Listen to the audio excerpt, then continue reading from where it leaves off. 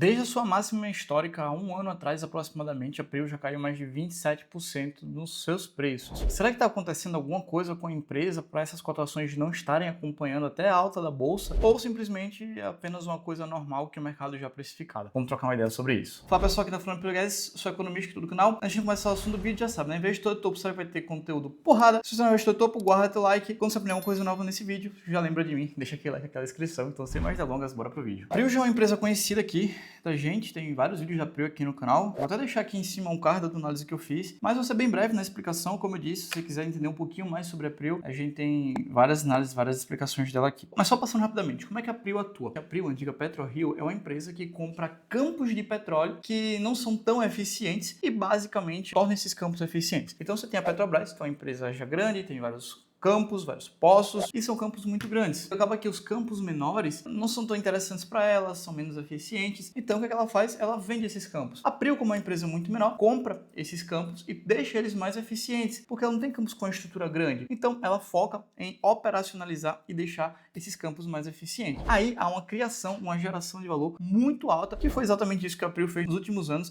e conseguiu ter um retorno muito acima da média. É um caso bem parecido com o Equatorial alguns anos atrás. Então beleza, vamos acompanhar um pouquinho do resultado aqui da Prio. A gente vê que basicamente, ó, como eu havia dito no começo, desde abril do ano passado a empresa já caiu 27% e parece que não tá andando, mas não só parece, realmente a cotação não tá andando, né? Isso é verdade. E se a gente olhar aqui dentro do último ano, até comparado com o Ibovespa, a gente vê que a bolsa subiu 6%, enquanto a Prio caiu 20%. Então, de fato, a Prio não está acompanhando, tá? Isso é um fato. Um dos motivos aqui que não só a Prio, mas as empresas no geral não estão subindo é devido ao Brent. O preço do barril de petróleo está de fato mais baixo. E aí se a gente compara no último ano a Prio, a gente coloca até a própria Petrobras aqui, ó, PET3, e a gente adiciona, por exemplo, a PetroRecôncavo, ó, a gente vê que as cotações estão muito parecidas, né? São empresas que estão caindo bastante. Mas por que estão caindo bastante? Como eu disse, devido ao Brent, o preço do barril de petróleo. E aqui, basicamente, a gente tem o preço do barril de petróleo, que é essa linha em azul aqui, ó, essa aqui de baixo, e a gente tem basicamente o comportamento da PetroRio e da PetroRecôncavo e da Petrobras. Eu vou tirar aqui basicamente a PetroRecôncavo para ficar diferente as cores e vocês verem o comportamento da Prio é muito parecido com o comportamento do Brent, que é a linha que está embaixo da Prio, né? A Prio está em roxo, o Brent está em azul, e a Petrobras também se comporta de uma forma bem parecida. Se a gente olhar num período até mais curto, período do começo do ano para cá, fica muito mais evidente, né? Notem que quando o preço do Brent sobe, Petrobras e PetroRio sobem, e quando cai a mesma coisa, né? E se você joga PetroRecôncavo aqui na conta, você vê que parece que é tudo a mesma linha, né? Então, esse aqui é um dos primeiros motivos, né? O preço do Brent tá caindo, né? Se a gente para ver, ó, só o Brent aqui agora, ó, o preço do barril de petróleo vem caindo, principalmente aí, ó, do começo de janeiro de 2025 para cá, tá? E se a gente para ver também, lá em abril de 2024 foi um dos preços mais altos que a gente já teve ali do Brent. E se a gente olha em 2024 em abril, que foi quando teve a máxima ali da Prio, a gente vê que o preço do Brent caiu e consequentemente ela caiu também, né? Esse é o primeiro motivo. Outra coisa que é importante ver aqui é as ações em recompra, né? A Prio fez uma recompra muito boa de ações nesse trimestre, que é uma coisa boa. Isso também gera valor para você se você for acionista da Prio. Então, mais um ponto positivo. Se a gente abrir aqui o resultado, a gente consegue ver, ó, que nesse trimestre a Prio receitou mais do que no trimestre anterior e também mais do que no mesmo período do ano passado, né? Então a gente consegue ver que foi uma receita em comparação ao ano passado 39% maior e em comparação ao tri anterior 49% maior. Só que quando a gente olha o lucro bruto, a gente vê que tá um lucro bruto menor, seja na comparação passada, na comparação com o mesmo período do ano passado. Isso por quê? Porque o custo de produto vendido, ó, o CPV, aumentou muito. Então, o primeiro ponto a se analisar aqui, custo de produto vendido. Guarda isso aqui, vamos analisar com calma depois. Então, a gente teve isso, teve um gasto aqui, ó, com General and Administrative, né, geral e administrativo. Quando a gente olha o EBITDA, foi um pouquinho maior o EBITDA que a gente teve aqui nesse período. E quando a gente olha com o mesmo tri do ano passado, também um pouco maior o EBITDA. Teve um aumento de depreciação e amortização e, basicamente, o lucro foi bem menor do que o trimestre passado, mas foi um lucro maior em comparação ao mesmo tri do ano passado. Isso aqui a gente tem que dar uma olhada, e até aqui, ó, se eu torcer na linha da CVM, a gente vê que o lucro foi bem maior do que o mesmo tri do ano passado. Então, por que, né, teve basicamente esse aumento todo do lucro? Como tá bem evidente aqui, isso aqui é imposto diferido, tá? Você vê que no trimestre passado foi 5 bi de imposto diferido. O que é esse imposto diferido? Esse imposto diferido, ele vem de créditos tributários que ela tem por ter prejuízos passados. Então, se a gente olhar lá para o passado da Prio, durante muito tempo ela teve prejuízos, né? A Prio é uma empresa que começa de tempo desde 2005, salvo engano. Então, ó, temos vários prejuízos aqui acumulados, né? Com esses prejuízos acumulados, a Prio simplesmente consegue diferir imposto hoje em dia. Não é à toa como a gente vê 5 bi de diferimento de imposto e 1,4 bi aqui, tá? Então, a gente já tem que analisar isso também na hora de olhar o resultado da Prio. Primeiro ponto aqui, ó, que são 60% do campo de Peregrino. Para quem não se lembra, acho que eu até fiz um vídeo sobre isso. No trimestre passado, né, a Prio tinha feito a compra de 40% do campo de Peregrino, agora comprou os outros 60%. Então, 100% do campo de Peregrino agora é da Prio, tá? Isso aqui é uma coisa muito boa. Licença de perfuração no campo de Yahoo. Yahoo é um campo que está aí há bastante tempo já para começar. Então, uma licença que já foi liberada, teve uma nuance do IBAMA, acredito, nesse trimestre. É um ponto positivo, porque isso vai começar a perfurar, vai começar a iniciar os trabalhos para poder extrair petróleo. Quem se lembra, ano passado a gente teve a greve do IBAMA, né? E aí ficou muito tempo parado essa retomada da Prio, das suas atividades, as licenças. Então, foi um ano bem sofrido para a Prio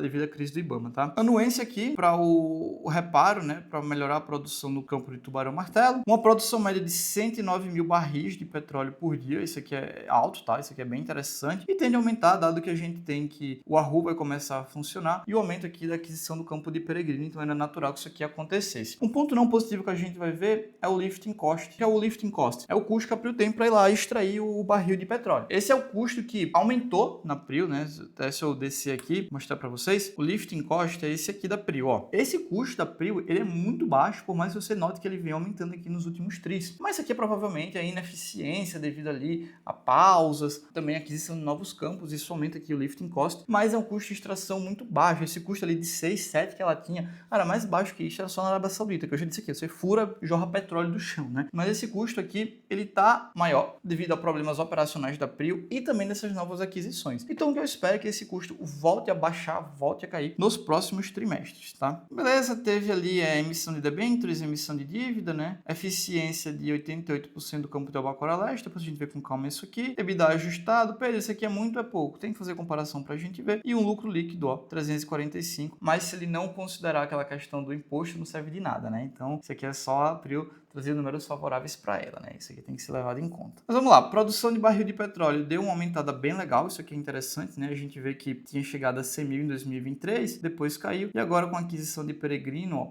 a gente conseguiu aumentar o resultado, tá? Esse aqui é um ponto positivo, que Peregrino vai incrementar a produção da Prio. A posição de dívida líquida EBITDA da empresa ficou em 1,3 vezes, é um patamar super tranquilo. A Prio tem esse histórico, né, de alavancar para fazer as aquisições e caramba, quase que não saí, meu Deus do céu, nossa senhora. Desalavanca rapidamente, tá? Então vocês notam que basicamente ela se alavanca para poder fazer as aquisições, mas o resultado vem rapidamente. Aí a desalavancagem agora foi ficar bem tranquila, tá? Então essa dívida tá um pouco mais alta do que o habitual, mas a questão de tempo para desalavancagem acontecer. Beleza, mensagem de administração, vamos ver o que tem aqui, né?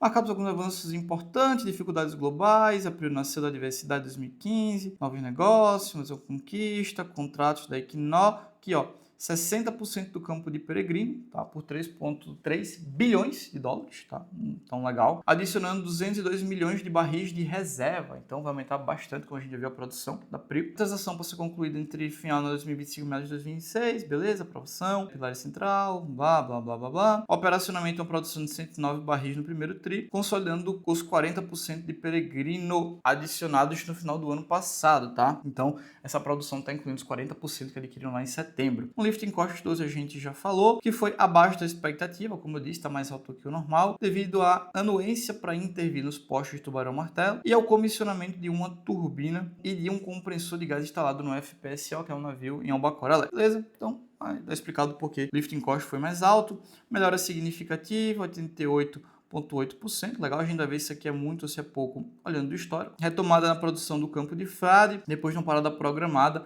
e a intervenção desses postos aqui, beleza? E espera atingir a nossa capacidade plena de produção pré-Yahoo no segundo TRI 25. Então, tende-se a ter resultado melhor agora no segundo TRI, tá?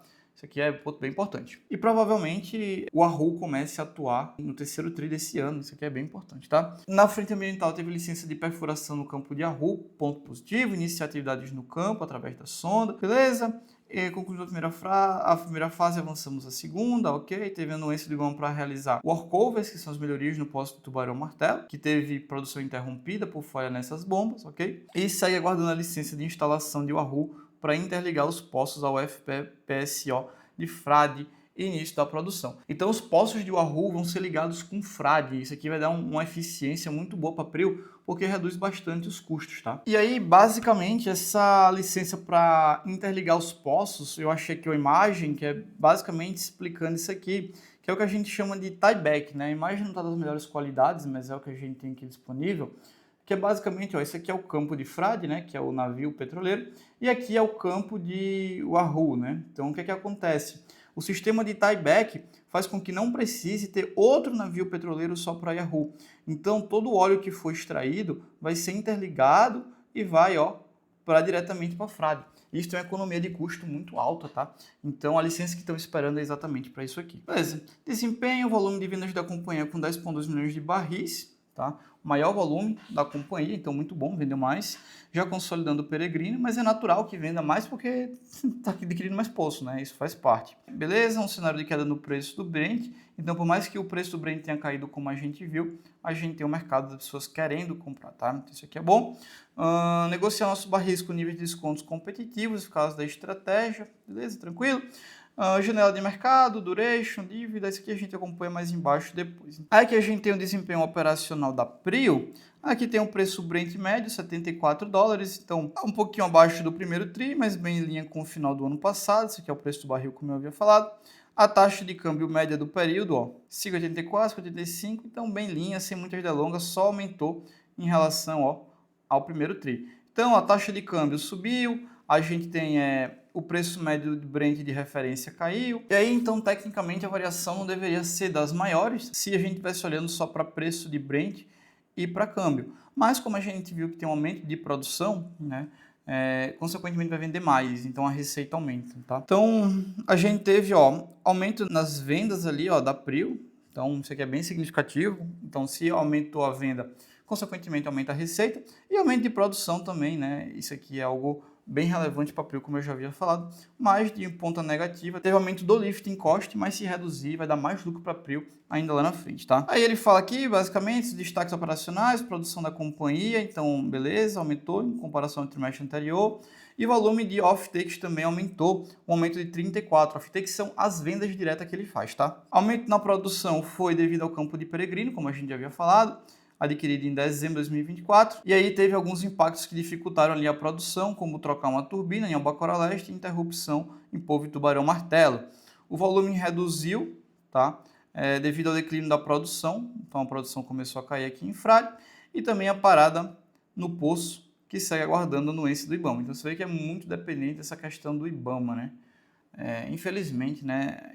Depende muito dessa questão da burocracia, do IBAMA, paciência, faz parte. Em Albacora Leste, o volume produzido foi menor, pela instalação de uma turbina em janeiro e troca do compressor, que limitaram a produção.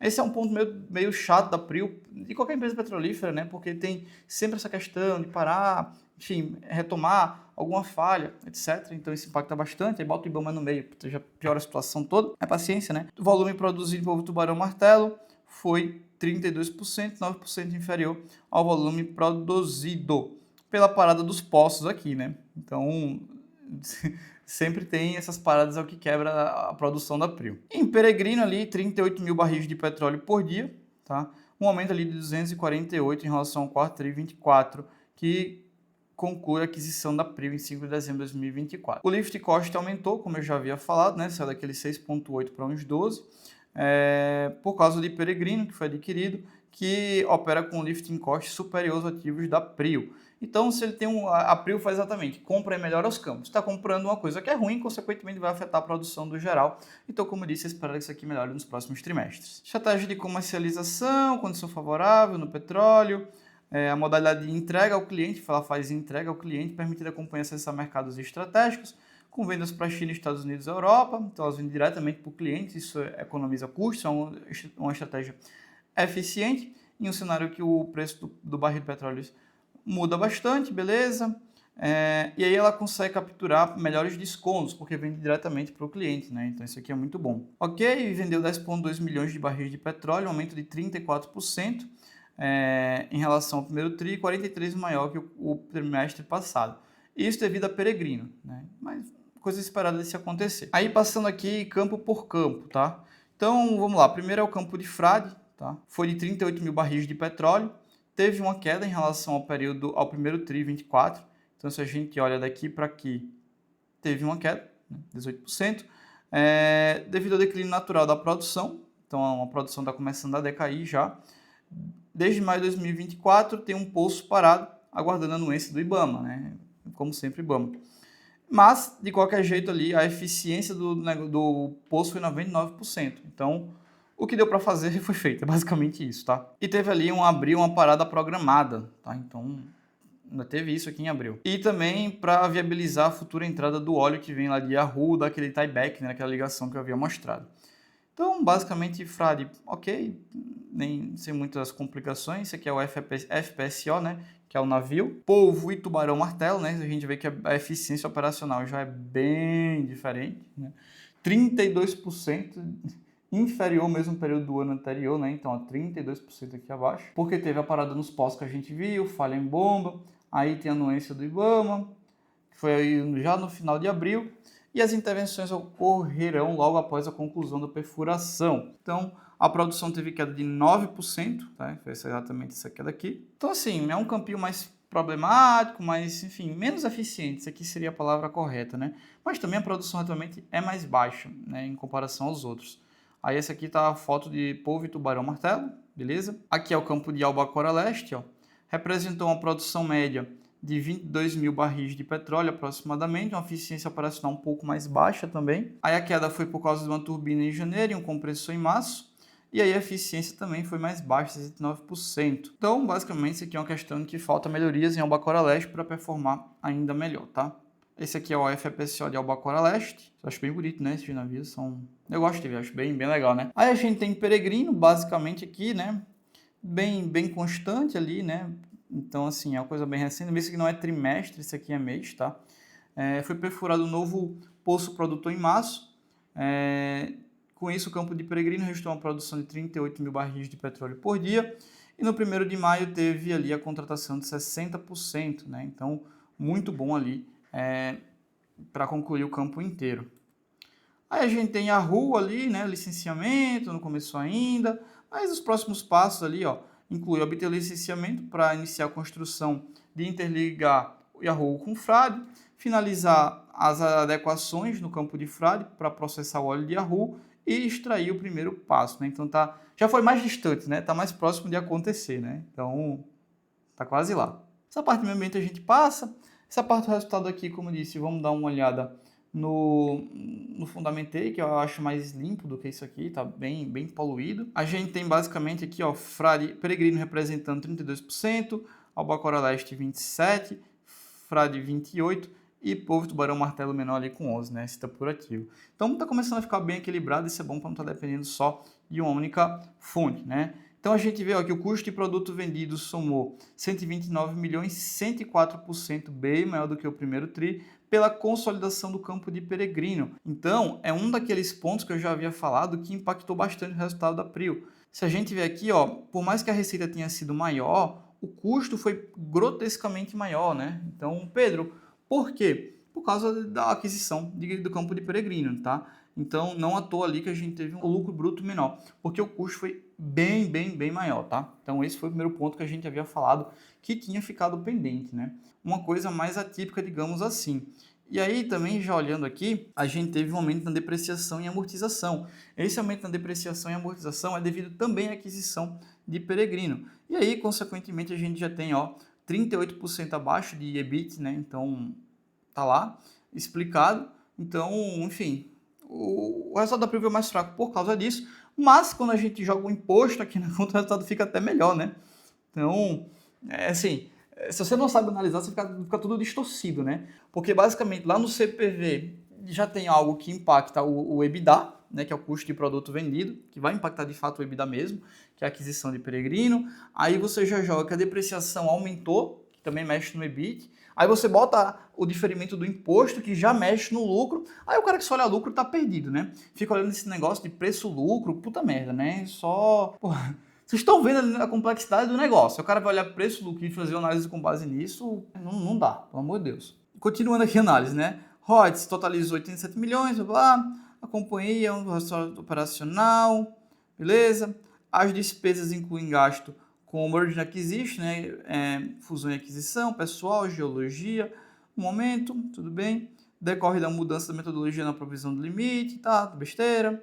A companhia registrou um EBITDA de 4% inferior, tá? Então, o EBITDA foi 4% inferior. Só que ele bota aqui, ó, ajustado. Aqui já é importante, tá?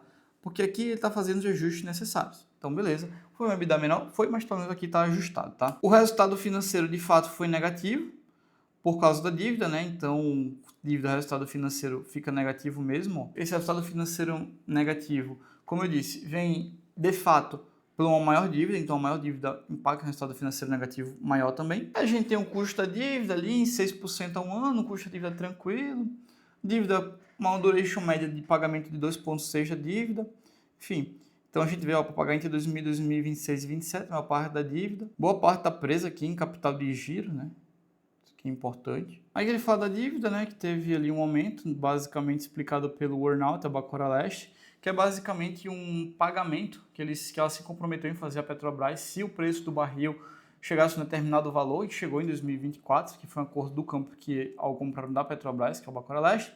Capital de giro, né? O valor que está parado ali em recebíveis, que foi computado, mas não recebeu. E CAPEX para a questão de Wahoo, tá? Aí a dívida líquida dá 1,3 vezes, bem tranquilo, nada demais. E aí, quando a gente olha para ver aqui da demonstração da PRIO em resultado de exercício, a gente vê que o fluxo de caixa operacional esse trimestre foi bem aquém do resultado, né? 247 milhões. Mas por que foi tão abaixo? E aí, se a gente olhar basicamente o fluxo de caixa da operação, antes de imposto, que é importante, a gente já vê que só antes de imposto ali, o resultado foi mais baixo. Isso aí a gente viu que se deve pelaquela questão da compra de Peregrino, né? Que já é um primeiro adendo. E o segundo aqui são as contas a receber, tá?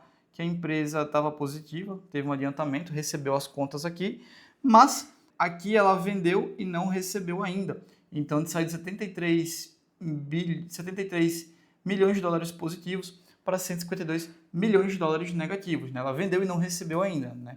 No primeiro TRI, ela recebeu 2024, agora não recebeu, então teve uma piora bastante ali no capital de giro. Aí a gente está falando ali de basicamente 150 com 73, dá uma diferença de mais de 200 milhões de dólares no capital de giro. Fazendo alguns ajustes, vai dar por volta ali de 150 milhões de dólares no capital de giro que está parado. E aí 150 milhões de dólares aqui a mais, uns 700 milhões, iria para quase 1 bi de fluxo de caixa, né? Então tem esse ponto. Então ali seria, enfim, não seria tão destoado esse fluxo de caixa operacional. E aí, qual que a gente conclui dessa análise inteira da PRIO? Ela está no momento de que tem alguns campos menos eficientes, tá? Devido às questões operacionais e licenciamentos. A gente tem o Wahoo, que está muito próximo de começar, isso vai ser muito importante, vai aumentar bastante a receita da PRIO, tá? Isso aqui é uma coisa bem interessante. A gente tem que concluir o 100% da aquisição de Peregrino, isso vai aumentar muito a produção da PRIO e, consequentemente, aumentar a receita. Tem essa questão do IBAMA que realmente atrasa, não facilita muito a operação. E aí, consequentemente, a DRE está vindo um pouquinho mais bagunçada, eu usaria esse termo. A alavancagem da PRIO, como eu já disse, não é um problema, que aumentando a produção, aumenta a receita, reduz a alavancagem do líquido EBITDA, reduz tranquilamente, então isso aí não é um problema. Então, assim, a PRIO não está naquele momento de dizer, nossa, agora estamos vitoriosos. Não, eu digo que é muito similar com a Equatorial. Ela vai, compra, se endivida, fica um pouco pior, estrutura melhor a operação, aí dá aquele boom na cotação. Por quê? Porque realmente conseguiu entregar uma melhora no resultado e depois vai fazendo esse ciclo, né? A PRIO, como a gente pode ver aqui, conseguiu executar isso muito bem por um bom tempo, ó. Foi exatamente essa alta que ela teve gigantesca ao longo do tempo aqui. Mas agora ela está no momento de quê? De que está expandindo a operação. Tem que melhorar a eficiência operacional, botar o Yahoo para funcionar. A questão ali de Peregrino para consolidar a operação, melhorar o lifting cost de Peregrino. Então acaba que ela está no momento operacional que o resultado não está vindo tão bom, mas quando ela organizar tudo que está bom, consequentemente o resultado tende a melhorar e continuar a sua trajetória de longo prazo, tá? Então, resultado ali da Prio é mais conturbado, mas a gente consegue ter uma visão muito boa para os próximos trimestres dela, tá? Então, segue o baile e continua sendo uma boa empresa. Foi esse o vídeo de hoje, investidor topo. Muito obrigado por ter deixado o like até aqui. Se você quer aprender a fazer uma análise como essa e entender todos esses detalhes minuciosos, eu vou deixar o link do IZT aqui embaixo para que você possa entrar na nossa próxima turma, tá? E se você não sabe que é ter todo o conhecimento necessário, aprofundado, para entender toda a estruturação de uma empresa, do que ela faz, como ela ganha dinheiro e como se identifica as melhores empresas por longo prazo para você multiplicar o seu patrimônio, tanto no Brasil como no exterior. E, cara, como eu te disse, você tem várias e várias análises, como essas que estão aparecendo aqui do lado, que eu vou deixar aqui um print do IZT para vocês simplesmente entrem lá no link da descrição, porque vocês vão ter acesso a tudo isso, tá? E se você é um investidor que chegou aqui agora, se você é um investidor de topo, mas aprendeu alguma coisa nova, algum termo novo, algo de como melhorar a sua análise, cara, deixa aquele like, se inscreve no canal, isso ajuda muito a gente a continuar produzindo esse conteúdo. Então, foi isso. Muito obrigado por chegar até aqui, obrigado pela audiência, só o começo, até o próximo vídeo.